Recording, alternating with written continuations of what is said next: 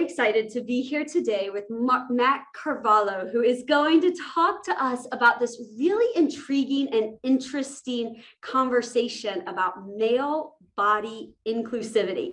Hello and welcome, Matt.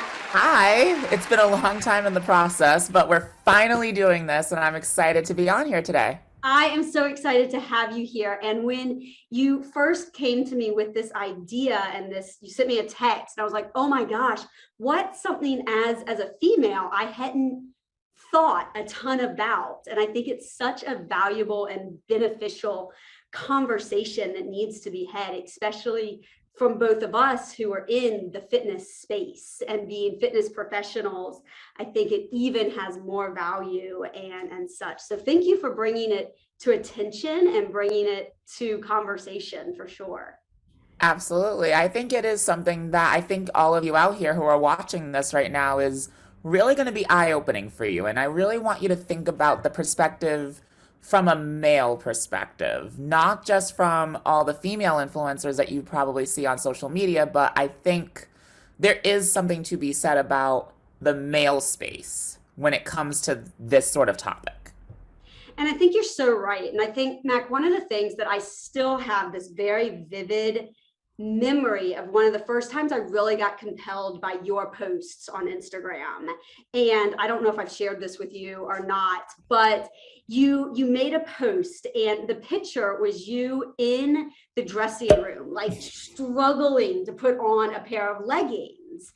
And I was like, wow, what a like real and raw post that it was. I mean, first off, you're like half naked, standing there struggling to put pants on.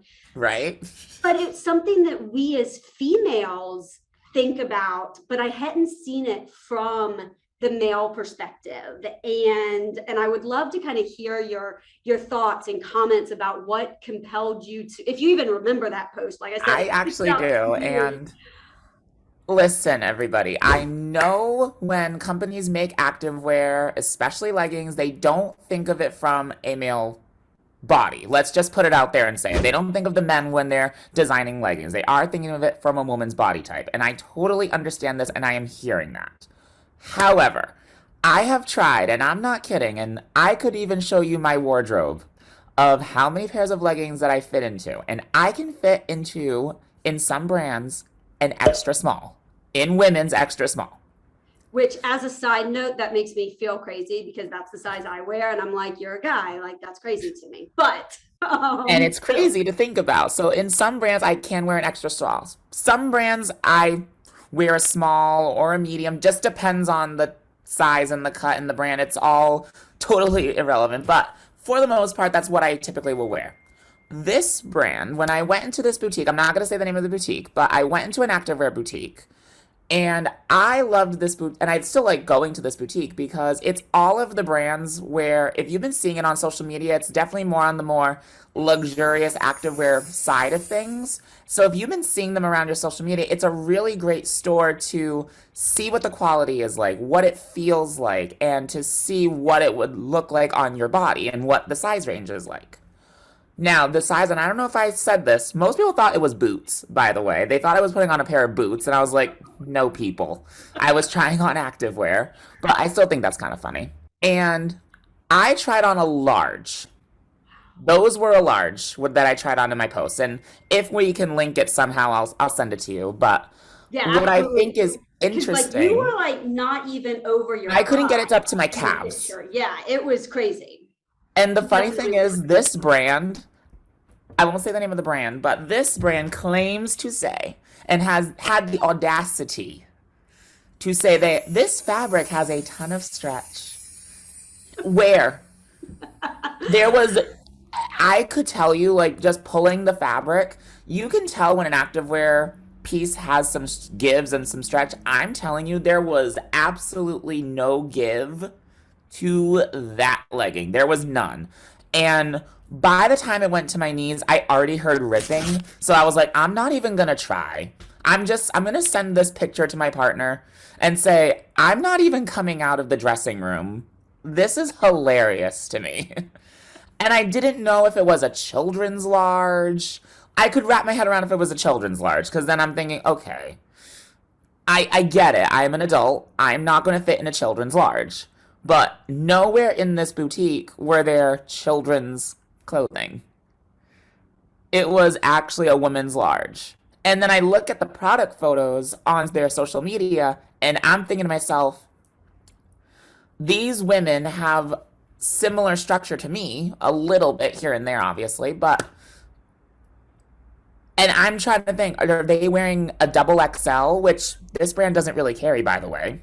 Of course not. Or are they making this, or are they suffocating, or are they making these weird product designs that they're trying to mislead us? So I wanted to bring that to people's attention because coming out of a dressing room and feeling as though like we are a certain size, but then we go into a store, we try a different brand, and they're like, no, no, no, you're not a large or a medium or an extra small, like you say, in our brand.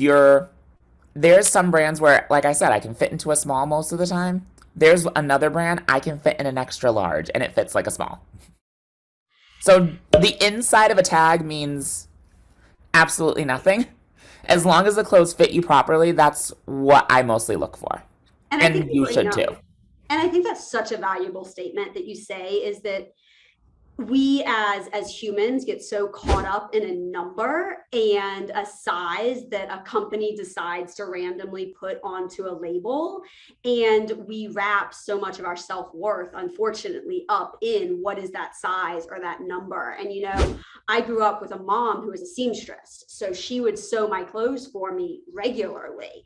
And she had been a buyer for fashion companies, and so had seen kind of the evolution and size changes. And she'll pull out like old patterns that were like 50s or 60s or something created, and I fit into like what then was considered like a 7 to a 9, which in today's standard, I mean, I'm not a 7 or 9. If you look at, I mean, we don't even size that way anymore. And I just think it's such an interesting mindset that we frame ourselves up in these numbers and in these worlds. And I see that from a female perspective, but I'm curious, as you said, from that male side of things, do you feel that that's a similar conversation that men have with their own self-worth or their ego of different sizes?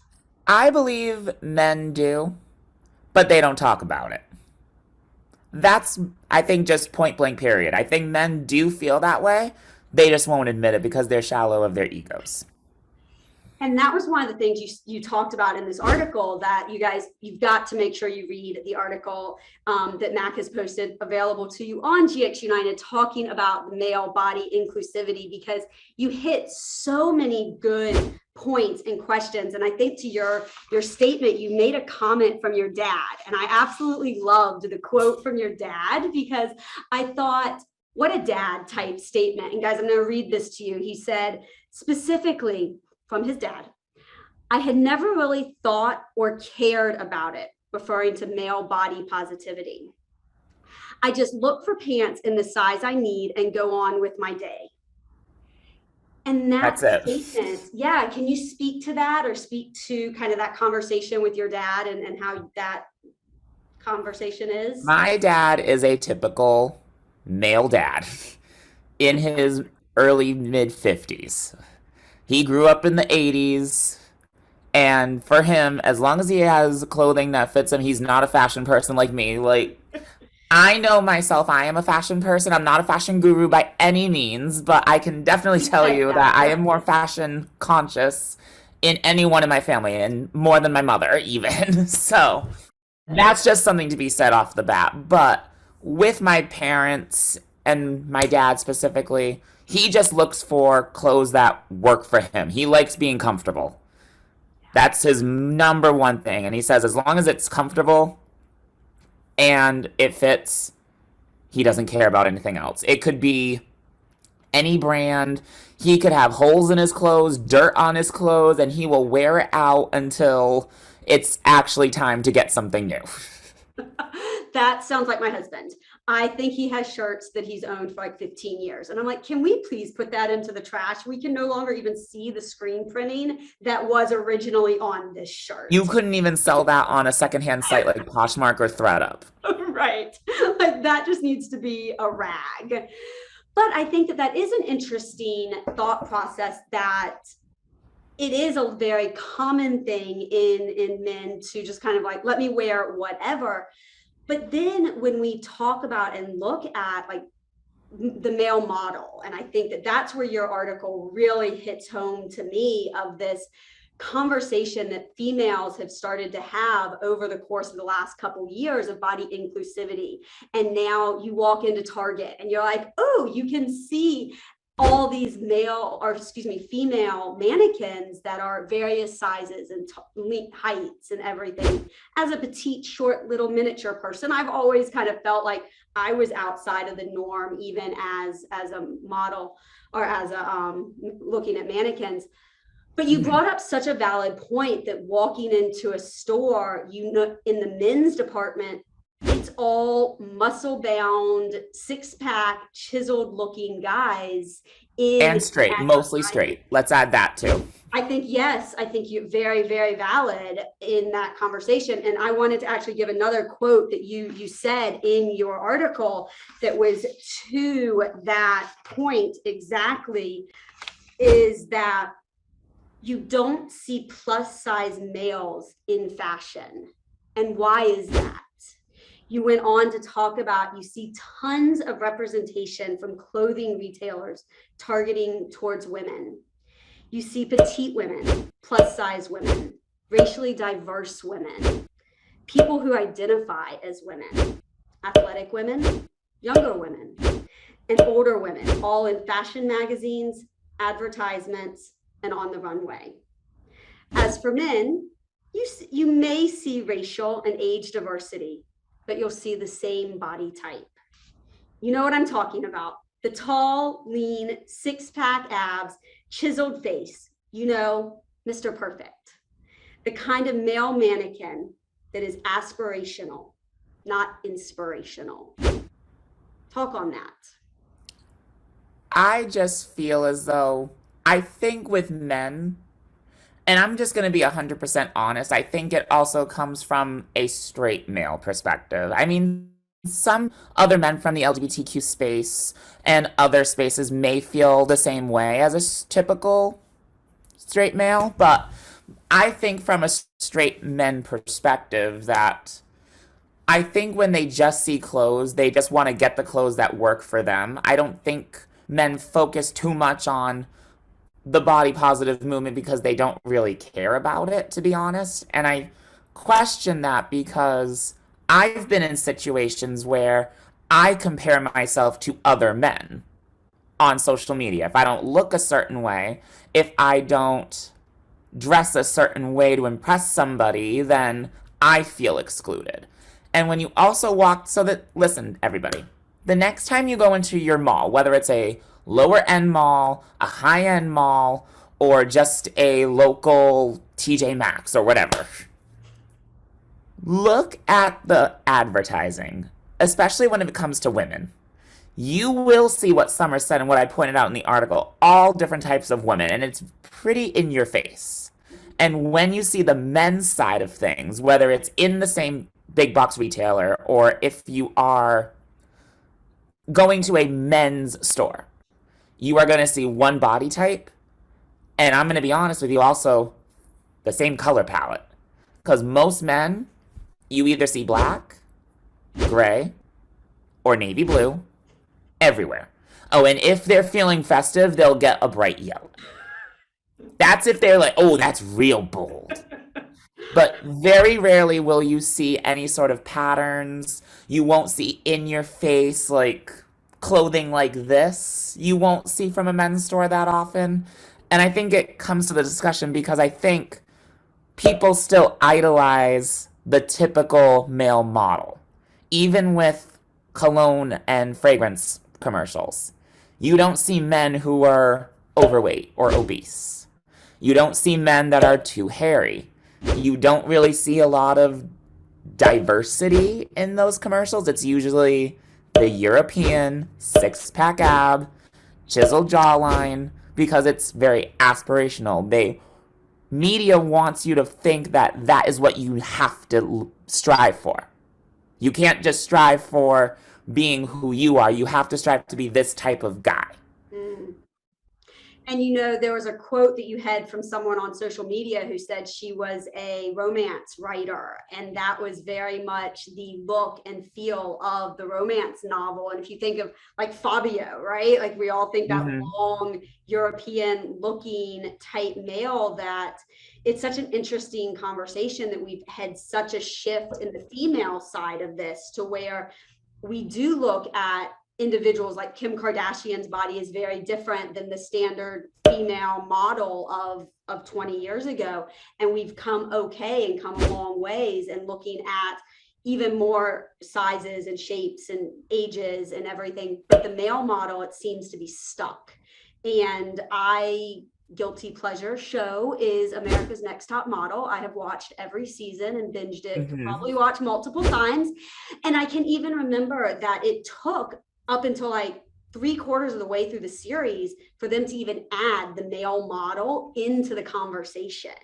And once the male model got brought into the conversation, it still was the standard traditional, what exactly you were just saying, look and feel. And now, granted, we are watching America's Next Top Model that has some biases and some challenges, but Tyra Banks did do a great job of trying to be more inclusive. She And had more plus size models even in the beginning. I think it she was did. maybe cycle 2 or 3 that Mm-hmm. had Takara on it. It was Yes. whatever cycle she was on. She was, I think, one of or the first. I'm not exactly sure. Don't quote me on it, but that was actually a good season. But that goes to show you that that was more important than having a male model who's plus size or not your standard male. Agreed. And I still have, and I can't remember his name, and I follow him on Instagram, but he was one of the models who came out of it who she labeled as very much more androgynous and had that more androgynous look and feel. And in some ways, my husband and I were having this conversation of the male model has gone one of two ways: that very standard look and feel that we were talking about, or more of like an androgynous type of look and feel. And we don't seem to have this middle ground. Like you said, there's no conversation around the larger body. My husband's a 6'2", like 250-pound guy. Like he would never see someone like him with red hair. My husband on a runway, and he has a lot of challenges with that. He feels very neglected in the space, and anytime like a redhead ends up on in a magazine or on a TV show, he's like, go redheads. And it's just because, again, it doesn't fit the standard norm. And I think that it's such an interesting thought process to have, and I'd love your thoughts. I think that just comes with anything too. I think if you have something that's very unique, like someone with red hair or 2 different colored eyes or different skin tones, we're all different no matter what, you know what I mean? So I think it doesn't just have to do with body positivity. It doesn't just have to do with looking a certain way. I think we've come a long way with representation. I still think we have a ways to go, even in 2021. But to your point, it is really nice when you see someone who you identify with. Even if it's something as simple as, oh, they have red hair. I do believe red hair is very not as common as opposed to blonde or darker hair. But I still think that's really cool that he feels that way.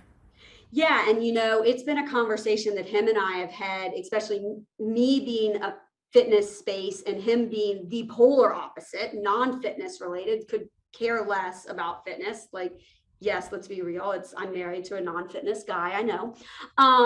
But he has always, even from a young age, we've known each other for a long time, felt that way. But to my comment earlier, he's not one to care what he wears and things like that. And so while he notices it in the media, he's not one who's going to necessarily make a charge or make a stand to try to help make a difference. And I think that that's where I appreciate you making this conversation and making it an awareness point, because I feel like it is time for men to recognize that you don't have to look and feel a certain way or be a certain way to be loved or appreciated, or what females want or another male wants, or whatever your preferences are. I think that that's something. Do you think that a lot of this comes down to like an ego driven side for men versus Absolutely. female? It's very ego-centered. They don't want to seem feminine because body positivity and thinking about their looks and what their image looks like is very feminine. And if they appear as, let's just say it, it's a heteronormative feeling, and if they feel like they're going into a feminine state, they pull back. Mm. And I think they do feel those emotions because I think as men, we are taught to not show our emotions as well as women do. We can cry anytime, anywhere, whereas But a male can't. Men can't feel their emotions. And even to this day, I have hard times expressing my emotions because growing up, I was taught to kind of suck it up. Mm. And to feel as though I couldn't have any other emotion besides being happy all the time. Even if I felt really crappy and if I got angry or upset, it was a dismissive situation where, oh, that doesn't really matter. You need to suck it up. And I think most men have felt that way, in my opinion. So when they enter something that's more female focused and there isn't a lot of representation from a male perspective in the body positive or body neutral movement, they're not going to want to or care about it because they don't want to be the first, or they don't want to feel like, oh, it's just a women thing to feel emotions and to care about their body image. If there was someone out there who they identified with, so if a male like, let's say Fabio or The Rock, let's use The Rock. If The Rock came out and said, I'm starting a body positive movement for men, or he supported the body positive or body neutral movement, I think you would see a lot more men joining that revolution because of someone like The Rock having that influence. I don't think it would be someone who, if they don't identify with them, they're not going to want a part of it. Even though they want to be. They just don't feel like it's either necessary, or they don't have someone that they can say, I support whoever it is, The Rock. And you get what I'm trying to say? Yeah, I think so much to unpack and unload in that conversation right there, from your points on men not being allowed to share and have emotions, to not, or to being afraid of being feminine. You know, to that point, I saw a picture on Instagram just yesterday that I will link to in the comments, of 3 women in water, like naked, cuddling, essentially, like 3 back to back. One was kissing the other, and it was a very non-sexual picture. They then mimicked the exact same picture with 3 male models who had the same body, and the reaction between the women doing that was very, oh, they're friends, that's lovely, it's gorgeous. Men doing it, it unfortunately gets a very negative stereotype connected to it. And it was just very interesting to read the comments and the conversation around these 2 images. And I think that that's such a valid point that you bring up. But even more because it's so, sexy for women to do that. yes. And I think from the male perspective, most men will feel as though if they see even just 2 women doing that, 3 is a bonus for them. But if 2 women doing that, they think it's sexy. But if it's 2 men, or 2 or 3 men doing the exact same thing, it's not good, or it's a turnoff because they're thinking from a sexual perspective. Mm-hmm. Their hormones turn on. Yeah. And I think exactly, it's even, I was watching a television show last night where 2 girls were like, oh, do you want to see us make out? 2 straight, identified as straight girls were like, oh, let's just make out. And because that is, like you said, sexy to a male dominated conversation, and not so much if 2 guys were to do that, what would be the response? And I think that Because that's most very women, negative. and I know I asked my female friends about this too. They don't find it as sexy when 2 men kiss. Oh, interesting. They don't get turned on as much. Huh. as if a male was coming on to them. But two straight men find it extremely sexy and a turn on when two women are getting it on. So I find that interesting too. That is a very interesting thing to unpack and unload, which around an ego standpoint, you have to wonder if the male ego just wants more is better. And females, it's an interesting conversation to have, absolutely. And I think that, it makes me go, and think about for sure. Because when you see two men kiss at the bar, most women aren't like a typical straight male. Right. If you think about it. True. As a woman out there, so all the women who are watching this, have you ever thought to yourself, it's really hot when two men make out? I mean, I will say from a female perspective, I have not been objectant to watching two guys make out in my day and time. So, I know it's going into a whole, but I'm being I think honest. that I might be a rare part of that conversation. And I think that you are correct that to a man having having two females is much more intriguing and appealing than the opposite to a woman, for sure. And when women see, like what you were saying before, with the women doing that pose, they think it's very empowering. And you're gonna have to show me this post because now I'm really curious to see it. If it's different women, it's like female power. But I think if three men were doing it, it's not the same effect.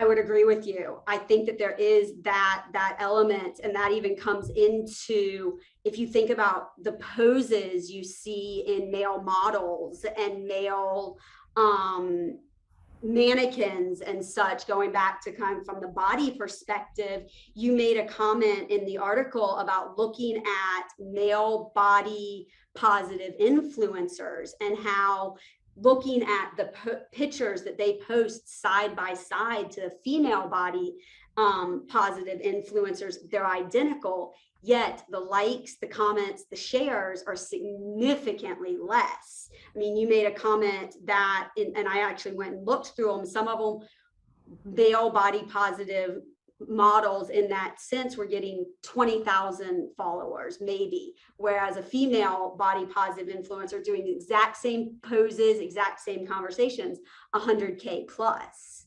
And I think that goes into that exact same thing you were just mentioning of empowering versus sexual versus where does that line come, and conversation. So I'd love your take on that. I think it is very interesting. Right now, I want you to think of your favorite influencer.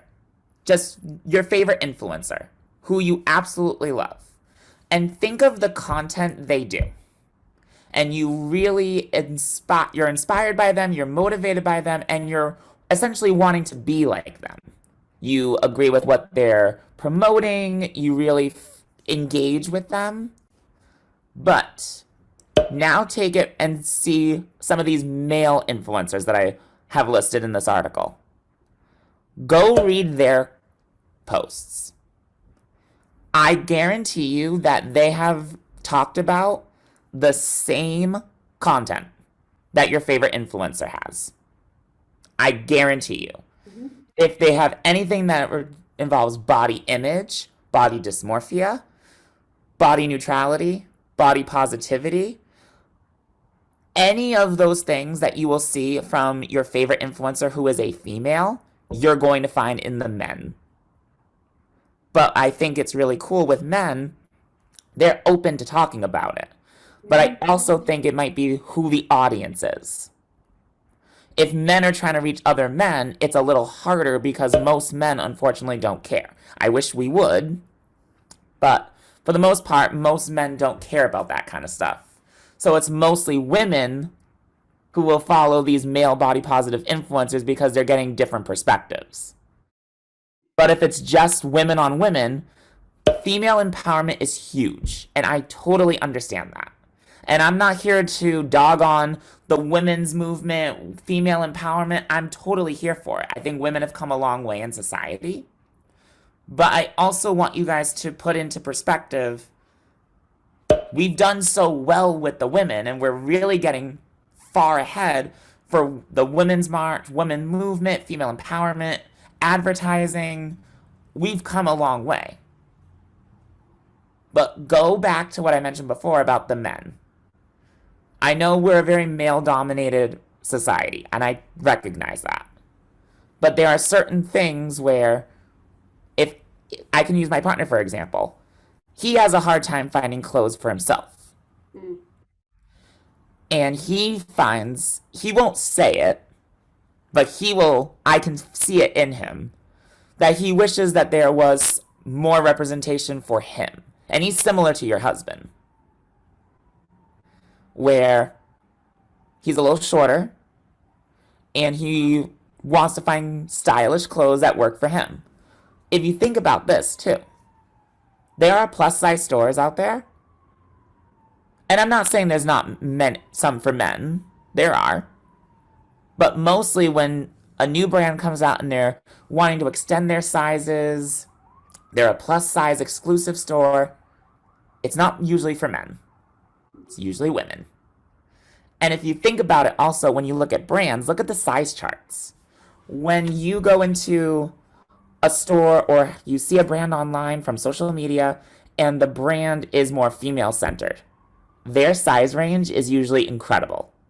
It can go from an extra, extra small up to a 6X. That's usually the biggest size range I've seen in a brand. And then some will fall in between. For men, most of the time, it is maybe an extra small. Maybe. Maybe. That's a rarity. Yeah. And if you find a brand that has men's clothes that is an extra small, that's a jackpot. You need to support that brand. I was saying, let us all know those, if you know them, let us know them, because I don't know if I have seen any with a men extra small. I can tell you one of them is Fabletics. Okay. I like Fabletics men. I was wearing one of their basic tees and they do come in an extra small.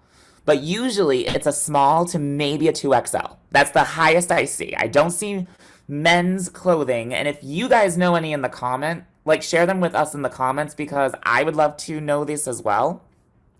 But most of the time a men's size chart is a small to 2XL. Whereas a women's size brand is usually maybe an extra, extra small, all the way up to a 6XL, like I talked about. Maybe even a 7XL I've seen in some brands. So I also think that's interesting where you see those brands, and they're brands you know and love. And the women's size chart is phenomenal. But a men's size chart is very structured. And you know what's really interesting to think about that as you were talking is the fact that men being taller, oftentimes, like my husband struggles with the length of his shirts because being 6'2" and a larger guy, his shirts are oftentimes hitting him at his stomach. He lifts his arms and he can't. And then it's like a crop top. Exactly. He's wearing crop tops around, which teach their own, but he's not a crop top guy. So he's like, okay, well, let me try the big and tall store, which is the next option that he sometimes feels. And they don't speak the same language. And I think that oftentimes becomes the only option for men is to go into, and I only know that name because that was like what my uncle shopped at. That's what I was going to say. That's probably the closest to a plus size men's store that you'll probably find is the big and tall. Yeah, which is unfortunate because unfortunately their clothes are not always the most fashionable looking. That's what my husband, he's like, I don't want to shop in there and such. And I think that's unfortunate for the conversation around body inclusivity because men, I mean, if you think about even athletic men, so not thinking about an obese or overweight man, but thinking about a super athletic individual. Like really buff. Really buff, like your bodybuilders or your football players or you're very large, how much trouble do they have on that other end of the spectrum because they may not fall into this medium zone of small to double XL or things. And I think that's even something that men I've heard complain about. Oftentimes the jeans, you hear about the athletic men not being able to get into the jeans. Yeah, you're like, I got some thighs Jean shopping is very hard for me. I found one pair of jeans that actually will work for my body type, but it was a struggle to find any sort of jeans because I think when designers make jeans, they think of it from a non-athletic build or someone who's really tiny. and then they'll expand on that. But someone like me who has glutes, you can't tell from me sitting here, but I do have a Yeah. glute. I have Guys, go glutes. look at him on Instagram. You'll see the I glutes. have glutes. They're nice. And most jeans, what will happen for me is that I'm either suffocated in the waist and then everything else is baggy and fits fine, or they fit everywhere and then I try to go in my waist and it's huge and I get the gap in the back. Mm. Oh, we hate the back gap where then you're going to see the plumber's crack, right? When you bend Yes. over because they And don't nobody fit right. wants that. Yeah, no one wants that. And I've tried belting. It doesn't usually work because then what happens with the belt is that the belt will create, the jeans will kind of create that little fold over. Do you know what I'm talking about? Oh, I totally know what you're talking about. I can't wear belts for that exact reason. They get like Because a belt is spongy. supposed to like just cinch your waist in a little bit. But if I have to tighten it all the way to the lowest part of the belt, it then folds and it looks weird. You get that And then when weird, you try like to size 90s down, it's mom suffocation and you're hurting your essential organs. So I always say with jean shopping, I don't recommend jean shopping online. I really don't. You need to go in person and try on the jeans. If you know your brand and you know what works for you, that's awesome. But even within the same brand, you could have two different styles of jeans. You can have your real athletic skinny, your skinny, the mom jean, the dad jean, the ripped jean. Like there's so many pairs of jeans out there right now. And you could get the same size in all of them in the same brand, by the way. And it's gonna be a completely different experience for you. And I think that that's an interesting thing to talk about. Going back to Fabletics, I'm a huge Fabletics lover, love their stuff. And I find that I can have the same clothes from Fabletics and two different sizes in the pants just based on the stretch, the cut, the look. And that goes back to kind of our earlier conversation of like not getting caught up in the number that's on the inside of like try things on, be willing to try it on because you never know. And I don't like to return things online. I really don't. I hate having to go to the post office, have to pay for shipping sometimes, and even in whatever the brand is, they don't even offer a full refund. It's only store credit. Yeah, not a fan of that. Mm-mm. So it kind of sucks. I mean, it is what it is. I know the world of online shopping is huge, and I understand that. But if you can go in store, please go in store. Not I only are you supporting your community, you're keeping jobs alive, and you're supporting that brand or whatever it is you or in the business as a whole. Think of the people who own that mall. You're supporting them, and you're keeping them alive and still have jobs and to support themselves. And such an important thing. And Mac, I think on that note, what a great conversation that we've had.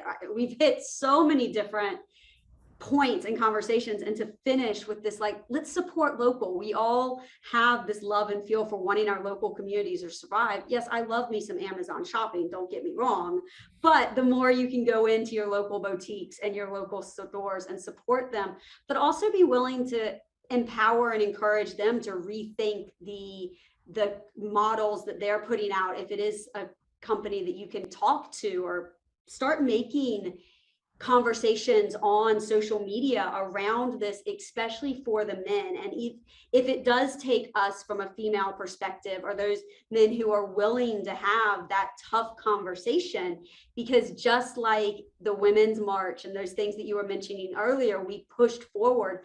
I think that yes, we have a very male dominated world, but oftentimes it's a very male, white, straight, male dominated world. And we don't always think about the fact that females have pushed in a lot of different directions, and males are still kind of in this 50s stereotype of what is the male. And so I think that you brought that up so nicely throughout this conversation. And the more we can do to push on social media and empower those male body inclusivity models and what we can do. And I would love to hear any final thoughts or comments you have on how we can all help and support that. I think I have a couple messages. Number one, to anybody who wants to start a business or wanting to specifically start a fashion company, I know there's some difficulties, and I definitely recognize that being size inclusive is not always reasonable from just profit and margins and just regular economics. But if you're going to start a brand, don't just think about the inclusivity for women. Mm. Even if your base is going to be women, you never know who might be ordering your clothes. I wear women's clothes. I just put that in quotes. It's universal in my world. It's clothes, right? Like It's a piece of fabric. You never know clothes are who's put going to together. be purchasing them. So if you are going to start a fashion company, don't just think about from the women's perspective. Think about who are your men who want to order and purchase from your brand? Who do you want to attract? That's number one. The current fashion companies, same thing. You put all the money towards women. Let's now shift gears. I would love to have at least one brand focus on male body positivity, and they're promoting the fun prints, the colors, the sizing for all body types. I think that would be really cool and interesting. And to any men who are watching this, I know you're probably thinking you really don't care and you're rolling your eyes at me. But have this tough conversation with yourself. Look at yourself in the mirror right now and ask yourself, are you happy with yourself? Mm. Truly happy? When you walk into a clothing store, I don't care if it's Walmart or you're going in Bloomingdale's. I don't care where it is. When you put on a piece of clothing or that particular brand does not have your size, or when they do have your size, it doesn't fit you. Mm. Do you feel some type of way? Or do you brush it off? Do you really feel like, oh, it's no big deal? Or do you really have that conversation yourself that I need to lose weight, I need to do XYZ because these people can fit into this clothing, why can't I? And have those type of thoughts in our head. So I really want you to ask yourself that the next time you're in a store. Mm. What a great question. And to all the women who are out here, get your men to question that. And to the guys watching this, take that time, because that goes into so many layers of mental health and mental conversations. And the point you made earlier about men, it's okay to have emotions, and it's okay to go, I'm not okay, and I'm frustrated with what's out there. And the more men who can be willing to step forward, however you identify, male, however you straight, gay, who cares, just have the conversation and be willing to make this a bigger mission, because it's something that needs to be had. Women, we're getting there, but men, it's so much deeper and so much more. So please take the time to read Mac's article. We would love to hear comments in the comment section and your thoughts. We want to do more of this. Mac, thank you so much for your time today. Thank you for having me. And if you guys ever want me to come on again, let me know. I would love to come back and do this again. Absolutely. Tell everyone how they can find you online. They can find me through social media, of course, because I mean, I feel like everyone has social media nowadays. And if you're someone who doesn't have social media and you are wanting to do a business, you're doing yourself a disservice if you don't have social media. But if you want to follow me, you can check me out at Mactivate. That's MACTIV and the number 8. That is my Instagram, and that you can follow me on Facebook as well.